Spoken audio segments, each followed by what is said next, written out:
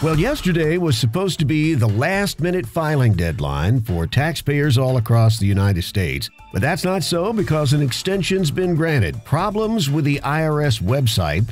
IRS says it was all hardware-related. The website was down most of the day and didn't get back up until just after 5 Eastern Time.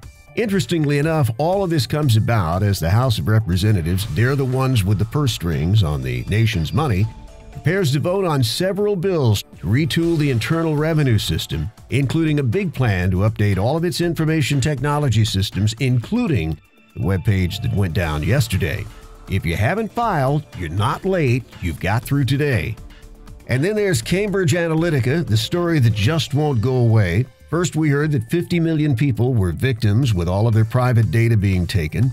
Then it was up to 87 million. Now it's going up again. A former Cambridge Analytica employee, this time an executive of the company, said that the Facebook scandal is only the tip of the iceberg. It affects a lot more people than you currently know.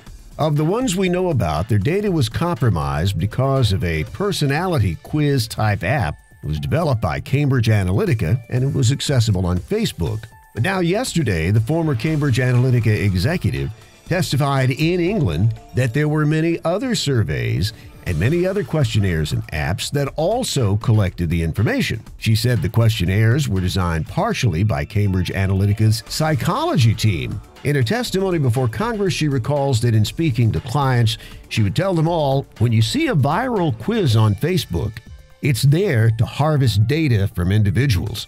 You can look for a whole lot more than 87 million people who have been affected. And speaking of Facebook, it's only been a week since Mark Zuckerberg testified before Congress. Now all of Facebook is under fire again, this time over Facebook's facial recognition technology and storing data without consent. There's a lawsuit that Facebook used facial recognition on pictures without any of the user's consent. The feature uses facial recognition technology and determines who's in the picture based on other Facebook photos. The problem is that Facebook failed to seek the consent of anybody being tagged. A federal judge has ruled that this single lawsuit can be turned into a class action lawsuit and can move forward. The lawsuit started in the state of Illinois, where a Privacy Protection Act is there to specifically protect people from recognition data. In Illinois, a company can be fined thousands of dollars each time a person's picture is used without consent. But since this lawsuit can now proceed as a class action lawsuit, it can go national, and Facebook can be sued by millions upon millions of users. It could turn into billions of dollars in settlements. Of course, Facebook lawyers are dismissing the case. They say it has, quote, no merit, and they'll have to prove that in court.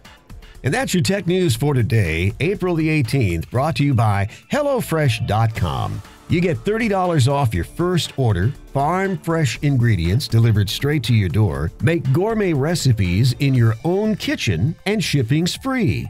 It's fun. Join thousands of others, including Kim herself, who uses HelloFresh. HelloFresh.com/Kim.